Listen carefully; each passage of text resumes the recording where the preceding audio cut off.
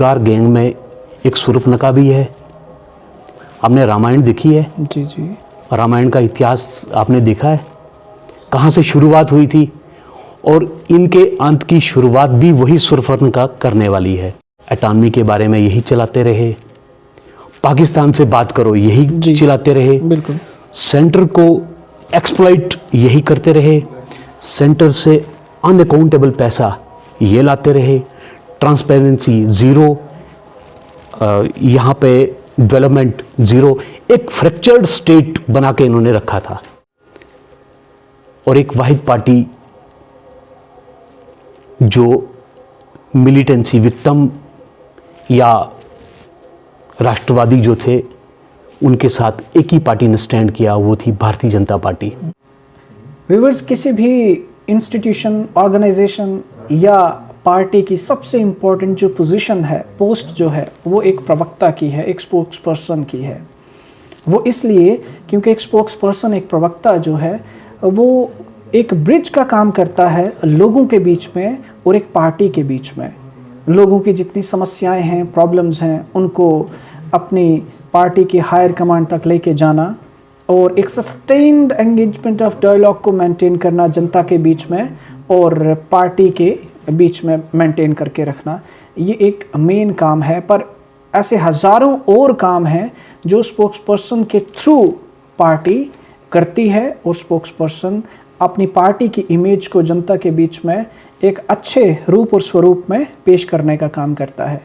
आज spokes person के बारे में बात इसलिए हो रही है कि भारतीय जनता पार्टी जो union territory of Jammu and Kashmir की जो हाई कमांड है, उन्होंने एडवोकेट रमन प्रदीप ठाकुर जी को chief spokesperson BJP unit Doda का नियुक्त किया है और आज वही मेरे साथ मौजूद हैं। ठाकुर जी, सबसे पहले आपको मुबारकबाद। धन्यवाद अमित जी। और आपको इस नई जिम्मेदारी के लिए पार्टी ने चुना है, तो पार्टी को क्या कहना चाहेंगे आप और किस तरीके से देखते हैं अपने इस पॉलिटिकल रोल को, लोगों की सेवा करने का जो आपको मौका दिया गया है, किस तरीके से पार्टी को आप? देखिए, सबसे पहले मैं धन्यवाद पार्टी अध्यक्ष रविंदर रैना जी का करता हूँ जी, उप अध्यक्ष और हमारे जिले के स्टालवर्ट लीडर शक्तिराज परिहार जी का जी, उसके अलावा जो पार्टी के डेडिकेटेड वर्कर, उनका भी मैं आभार व्यक्त करता हूँ जी। और मेरी ये कोशिश रहेगी पार्टी में कि मैं एक ब्रिज का काम करूं जी। आप पेशे से एडवोकेट हैं और कोर्ट में काम भी करते हैं और वहाँ पे भी लोगों को जस्टिस दिलाना और पॉलिटिक्स में भी लोगों की सेवा करना, वो एक लिमिटेड सा दायरा है। लेकिन यहाँ पे आपके पास एक खुला मैदान है जहाँ पे आप हर ज़रूरतमंद तक पहुँचने का काम करेंगे और आपको सेवा का मौका मिलेगा। क्या ये ब्लेसिंग इन डिस्गाइज है जिसको हम माने कि आपको सेवा करने का एक बड़ा प्लेटफॉर्म जो है वो मिला है? जी अमित जी, जहाँ तक आपने कोर्ट की बात की जी, ये एक लास्ट रिजोर्ट, लास्ट रेमेडी लोगों के पास बचती है जी, जब वो कोर्ट का दरवाज़ा खटखटाते हैं जी। आपका फर्स्ट जो जस्टिस का डोर स्टेप है वो पॉलिटिक्स है जी। लोगों के ग्रीवांस जो यहाँ पे सुने जाते हैं, यहाँ से लोगों के ग्रीवांस गवर्नमेंट तक पहुँचाए जाते हैं। सबसे इंसाफ का पहला दरवाज़ा पॉलिटिक्स है जी। अभी पॉलिटिक्स जो है, अगर पॉलिटिक्स में आपने बिल्कुल सही फरमाया, सही कहा कि पॉलिटिक्स में अगर अच्छे लोग आएंगे जो जस्टिस को पसंद करते हैं, लोगों की सेवा करना जो चाहते हैं, तो अल्टीमेटली उनको जो डोर्स ऑफ जो कोर्ट्स हैं वो खटखटाने नहीं पड़ेंगे। वो सब चीज़ें यहीं पे डिलीवर हो जाएंगी उनको, इसी डेमोक्रेटिक वेज के थ्रू ही उनको वो सारी चीज़ें मिल जाएंगी। लेकिन अगर हम देखें जम्मू कश्मीर की बात करें और डोडा ज़िला की बात करें, तो यहाँ पे बहुत सारी प्रॉब्लम्स, बहुत सारे इश्यूज़ जो है यहाँ के लोगों ने फेस किए हैं और पुरानी सरकारें उन्होंने कैसे उनको प्रेजेंट किया, रिप्रेजेंट किया, नहीं किया, इसकी वजह से हम बहुत पीछे रह गए हैं। और भारतीय जनता पार्टी उन दबी हुई एस्पिरेशंस को, लोग जो एक ख्वाब देखते हैं डेवलपमेंट का, उन चीज़ों को आपकी पार्टी किस तरीके से पूरा करने की कोशिश करेगी? देखिए, भारतीय जनता पार्टी ने ये पूरे एरस्टवाइल डोडा डिस्ट्रिक्ट में पिछले 30 साल से बड़ी डेडिकेशन से काम किया जी। और जब से नरेंद्र मोदी जी प्रधानमंत्री भारत के बने जी, तो इस पार्टी ने और भी पेस पकड़ा हुआ है, जी, एक्सेलेरेट किया है पार्टी के वर्कर्स दिन रात डेडिकेशन से काम कर रहे हैं, एकजुट होकर काम कर रहे हैं। जो भी सेंटर्स की स्कीम्स हैं जी, वो पब्लिक तक पहुंचा रहे हैं, जी, अवेयर कर रहे हैं, जी, पार्टी के बारे में बता रहे जी, हैं, देश के बारे में बता रहे हैं, नेशनलिज्म के बारे में बता रहे हैं। जी, तो ये काम जो है भारतीय जनता पार्टी बहुत डेडिकेशन से कर रही है। जी। अब डोडा की पॉलिटिक्स को थोड़ा सा आपसे समझने की अगर हम कोशिश करें तो डोडा जो है वो एक तरह से हमेशा से कांग्रेस या एनसी के उसी पे रहा है। लोगों ने कभी एनसी को चुना, कभी कांग्रेस को चुना, लेकिन पहली बार हमें लास्ट असेंबली इलेक्शन में बीजेपी की प्रेजेंस जो है यहाँ पे दिखी, जहाँ से शक्ति परिहार जी चुन के आए। देखिए जी, अमित जी, जी, पहले लोगों के पास कोई विकल्प नहीं था। जी, 2 पार्टियों का विकल्प था। जी, 2 पार्टियां जो है यहाँ इस स्टेट में जो हुकूमत करती थी, बिल्कुल, एनसी या ये कांग्रेस। जी, जब से ये विकल्प लोगों के सामने भारतीय जनता पार्टी का एक डेवलपमेंट के मुद्दे पे को लेके आया जी, है, जी, तब से जो भारतीय जनता पार्टी का प्लेटफॉर्म है जी, वो खुला हुआ है जी, और लोगों के पास एक अब अपने आप को सोचने के लिए एक विजन बना हुआ है जी, कि हमने किस प्लेटफॉर्म को चुनना है। जी, हमने डेवलपमेंट के मुद्दे देखने हैं या कम्युनल मुद्दे देखने हैं। तो पिछली सरकारों ने, जो भी सरकार इस स्टेट में रही, चाहे वो एनसी है, पीडीपी है, उन्होंने अलग ही राग लगा के रखी थी। सेंटर को एक्सप्लॉइट करके पैसा लेना और उस पैसे का दुरुपयोग करना, कोई ट्रांसपेरेंसी नहीं थी, अकाउंटेबिलिटी नहीं थी। अब भारतीय जनता पार्टी जब से सरकार में आई है, जी, इस पार्टी ने अकाउंटेबिलिटी, ट्रांसपेरेंसी और उसके अलावा लोगों के जो मुद्दे हैं उनको सॉल्व करने में कोई भी कसर नहीं रख रही है। जी, जैसा आपने मेंशन किया कि जो रीजनल पार्टी हो और कांग्रेस की भी अगर हम उसमें बात करें तो आपने कहा कि उन्होंने बीजेपी को एक तरह से एक कम्युनल ब्रांड करके रखा हुआ है। तो वो अब भी कहते हैं कि बीजेपी जो है वो कम्युनल एक पार्टी है और हमेशा एक फसाद क्रिएट करने का वो काम करती है हिंदू और मुस्लिम के बीच में, और वे कम्युनल पार्टी है। लेकिन इसका क्या मतलब है कि अगर भारत के लोगों ने जिस पार्टी को 2 बार हिंदुस्तान की सरकार के रूप में चुन के पेश किया, तो इसका मतलब वो पूरा का पूरा जो हमारा वोटर है या भारत के जो लोग हैं वो सारे के सारे वो उनको कम्युनल ही ब्रांड करते हैं। आपकी इस पे टिप्पणी? देखिए अमित जी, भारतीय जनता पार्टी 2 सीटों से उबर के 2014 में इन्होंने, उसके बाद भी पार्टी ने क्या कहते हैं सेकंड टर्म में भी फुल मेजॉरिटी में गवर्नमेंट बनाई जी। इसका अर्थ ये नहीं है कि भारत की जनता जो है कम्युनल है और कम्युनल ब्रांड देके कम्युनल पार्टी को जो है आगे सरकार बनाए जी। ये तो एक जो जी नैरेटिव यहाँ की पॉलिटिक्स जो कर रहे थे कांग्रेस जो सत्ता में थे 70 साल से, चाहे एनसी की पार्टी यहाँ पे लोकल रीजन में रही, पीडीपी रही, इन्होंने भारतीय जनता पार्टी को एक एक्सप्लॉइट करके रखा हुआ था। तो कम्युनल पार्टी अगर भारतीय जनता पार्टी होती तो आज वो हिंदुस्तान की हुकूमत नहीं कर पाती। जी, तो इसका मतलब तो यही हुआ ना कि अगर हम लास्ट असेंबली इलेक्शंस की भी बात करें, क्योंकि बड़े ज़ोरों शोरों से डिलिमिटेशन के बाद बीजेपी को एज ए कम्युनल फोर्स जो है वो रिप्रेजेंट किया जा रहा है।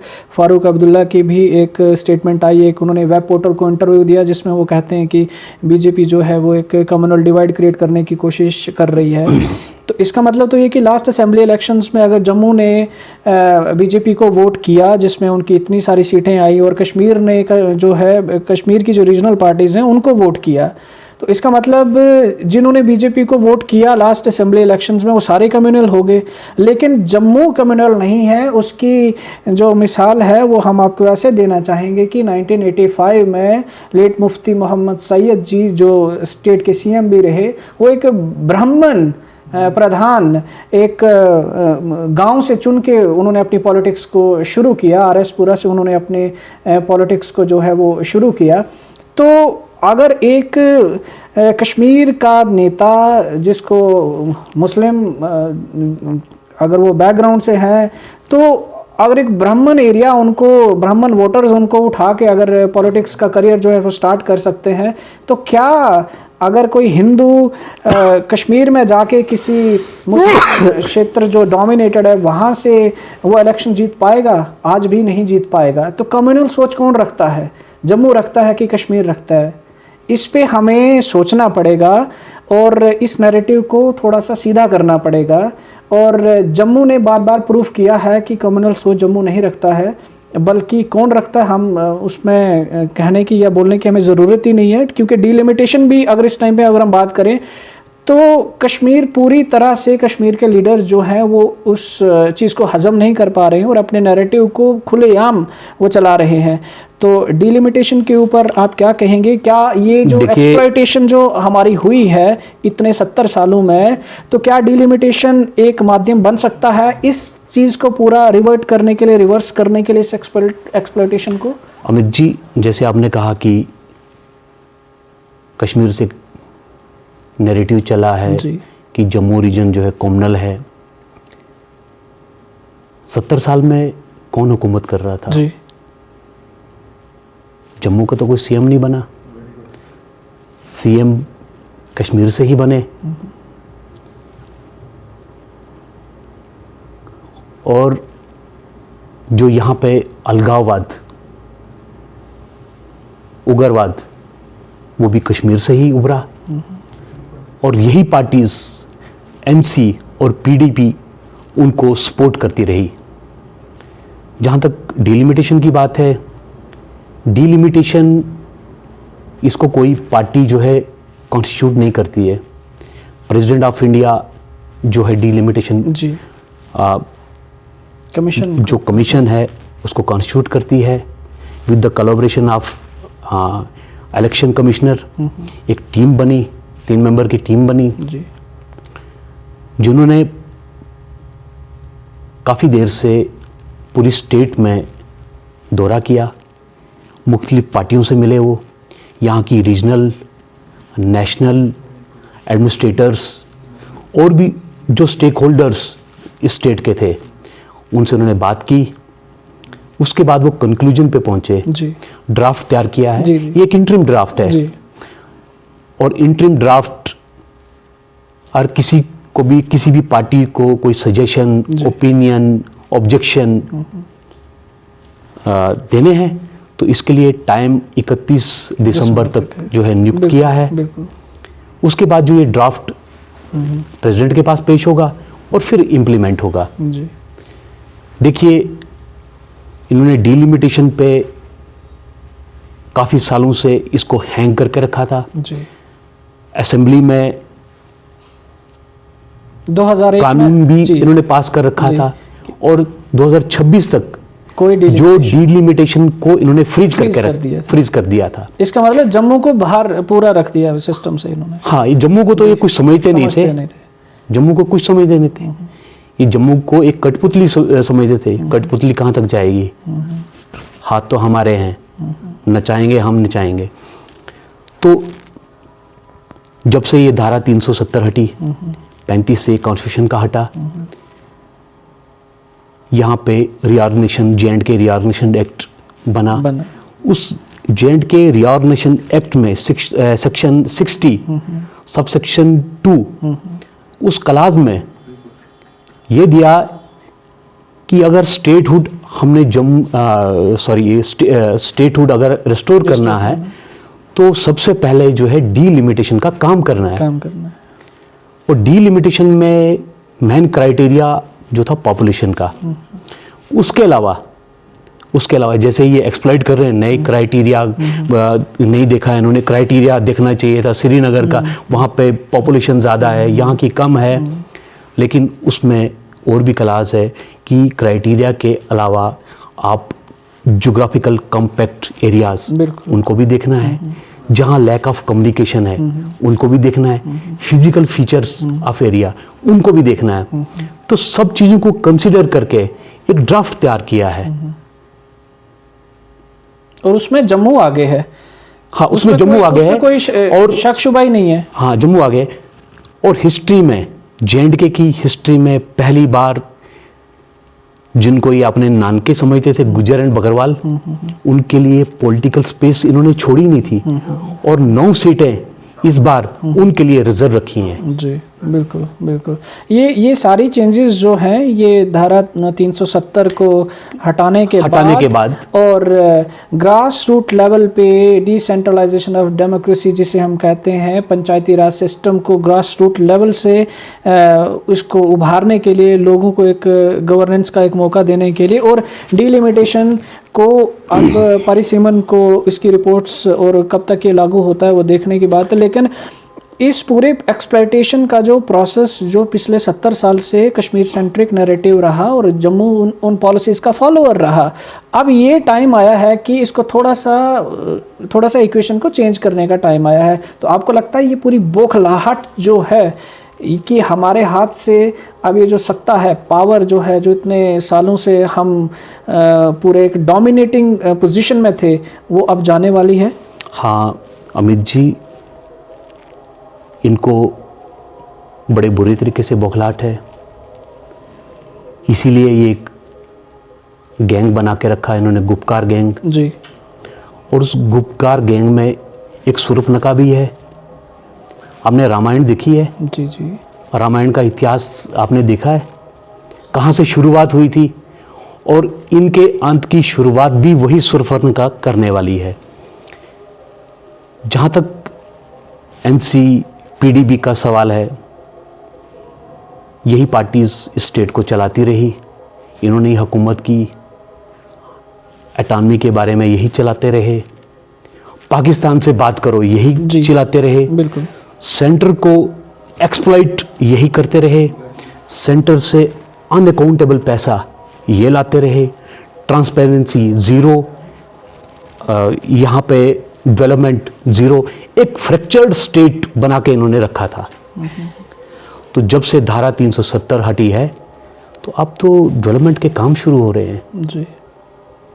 और मैं आपके माध्यम से ये बोलता हूँ कि बात एक हफ्ते की नहीं, महीने की नहीं कि आपके काम दिखने लग पड़े, टाइम लगेगा, लेकिन यहाँ की जनता, यहाँ की पब्लिक जो है सफ़र नहीं करेगी। डोडा पे ही अगर हम फोकस रहें और अब इस चीज़ को थोड़ा सा समेटने की अगर हम कोशिश करें तो ये वो लोग हैं इस एरिया के जिन्होंने बहुत बुरा वक्त देखा है। कश्मीर ने तो बहुत ही बुरा वक्त देखा है, क्योंकि कश्मीरी पंडितों का पलायन, 4 लाख 5 लाख पंडित किस तरीके से वहाँ से भगाए गए, और वही चीज़ यहाँ पे भी होने वाली थी अगर यहाँ के लोगों ने वो हिम्मत नहीं दिखाई होती, वो अगर खड़े नहीं हुए होते तो आज परिस्थितियाँ कुछ और ही होती, हालात कुछ और ही होते। तो यहाँ के लोगों का जो बैकग्राउंड रहा, जो इतिहास रहा, उसको अब डेवलपमेंट के साथ जोड़ना और लोगों की बात को सरकार तक लेके जाना, उसमें बीजेपी एक बहुत इंपॉर्टेंट रोल जो है वो प्ले कर रही है। आप चाहे डेवलपमेंट प्रोजेक्ट्स की बात करें, पिछले कई महीनों से बड़े बड़े प्रोजेक्ट्स जो हैं, चाहे शुद्ध महादेव टनल हो या भद्रवाह किश्तवाड़ का जो भी जो डेवलपमेंट के प्रोजेक्ट्स चल रहे हो, तो ये किस तरह का फेज़ आप देखते हैं और रिजल्ट्स जो इसके दिखेंगे वो आगे आने वाले 5, 6, 7 सालों में आप डोडा ज़िला को और जम्मू प्रोविंस के साथ जोड़ के किस स्तर पे देखते हैं? देखिए अमित जी, जैसा आपका प्रश्न था, ये ज़िला जो है टेररिज्म हिट रहा है। बिल्कुल। पिछले 3 डेकेड्स में यहाँ बहुत खून खराबे हुए हैं जी। लार्ज स्केल पे जो मैसेकर्स हुई हैं, जीनोसाइड हुए हैं, और जो सॉफ्ट टारगेट्स थे यहाँ पे उनको इन्होंने शुरू में ही एलिमिनेट किया, और एक वाहिद पार्टी जो मिलिटेंसी विक्टिम या राष्ट्रवादी जो थे उनके साथ एक ही पार्टी ने स्टैंड किया, वो थी भारतीय जनता पार्टी। उस वक्त कभी भी एनसी, कांग्रेस, पीडीपी ने इन चीज़ों को कभी खंडन नहीं किया। जो सत्ता में थे कभी इस चीज़ को जो है टेररिज्म को चेक नहीं किया। अब भारतीय जनता पार्टी के आने से परिस्थितियां बदली हैं, नकेल कसी है, फ्री हैंड्स हैं, कोई दबाव नहीं है पुलिस को, आर्मी को। जो भी एंटी नेशनल एक्टिविटीज कर रहा है जी। उसको कह रहे या सरेंडर कर या ऊपर जाने के लिए तैयार हो जा। तो ऐसी जो अप्रोच जो इनकी है उससे जो है परिस्थितियां बिल्कुल चेंज है जी। अगर आपके रोल को अगर हम अब थोड़ा सा स्टडी करें, आपकी रिस्पॉन्सिबिलिटीज़ को देखें, तो मुझे लगता है बहुत बड़ी जिम्मेदारी आपके कंधों पे है। वो इसलिए क्योंकि स्पोक्स पर्सन की पर्सनैलिटी और उसका व्यक्तित्व ऐसा होना चाहिए कि उसको पार्टी को ह्यूमनाइज करना है, उसको पार्टी को आई के कल्चर से वी कल्चर में कन्वर्ट करना है। जिन लोगों की बात एक मत से नहीं बनती है, आपने उसमें एक बॉन्ड के रूप में रोल प्ले करना है। तो पॉलिटिकल फ्रंट पे क्या इश्यूज हैं उनको तो आप टैकल कर लेंगे, लेकिन लोकल लेवल पे human to human contact establish करना और उन इश्यूज को सॉर्ट आउट करके एक वॉइस में अपने उस नैरेटिव को पार्टी तक लेके जाना और जनता के बीच में लेके जाना, कितना चैलेंजिंग रोल आपके लिए रहेगा इस आई टू वी की जर्नी। पार्टी का ये भी उद्देश्य है कि इंडिविजुअल एम्पावरमेंट मीन कि आप कंट्री को एम्पावर कर रहे हैं जी। पार्टी के जो एजेंडे हैं उन पे पार्टी ने बखूबी काम किया। अभी एक दो एजेंडा बचा है, उनको भी कुछ देर में जो जी पार्टी जो रिजॉल्व करेगी। और रही जैसे पार्टी के बीच में मेरी जिम्मेदारी जी, हम एक कोऑर्डिनेशन का काम करेंगे। यहाँ के लोकल इश्यूज क्या हैं उनको अपने पार्टी हाई कमांड तक पहुंचाना, पार्टी हाई कमांड सेंटर तक पहुंचाएगी। जो भी लूप होल्स होंगे सोसाइटी में उनको प्लग करने की कोशिश करेंगे और जो जहां कहीं भी पार्टी का कोई गैप दिखेगा जी, उसको भरने की जी पूरी कोशिश करेंगे। जी, शुक्रिया एडवोकेट रमन प्रदीप ठाकुर जी, आपने बड़े विस्तार में अपने बातों को रखा। ये हैं एडवोकेट रमन प्रदीप ठाकुर जी, जिन्होंने बड़े विस्तार से अपनी बात को रखा और कहा कि वो एक पुल का काम करेंगे, एक पार्टी और लोगों के बीच में एक समन्वय एक मेंटेन करने का। और टर्म तो स्पोक्स पर्सन की है जिसे बोलना है, लेकिन मुझे लगता है कि स्पोक्स पर्सन को सुनने की क्षमता बहुत रखनी पड़ेगी, क्योंकि पब्लिक की डिमांड्स को सुनना, उनकी बातों को सुनना और उसके बाद जाके फिर कुछ बोलना, मुझे लगता है कि आपको सुनने की, अब कोर्ट में भी आप सुन रहे हैं और जनता की आवाज़ भी आपको सुननी पड़ेगी और पार्टी के तक पहुंचानी पड़ेगी। आपको इस नई जिम्मेदारी के लिए बहुत बहुत बधाई और उम्मीद करते हैं कि आप अपनी जिम्मेदारी को बखूबी से निभाएंगे। Thank you very much.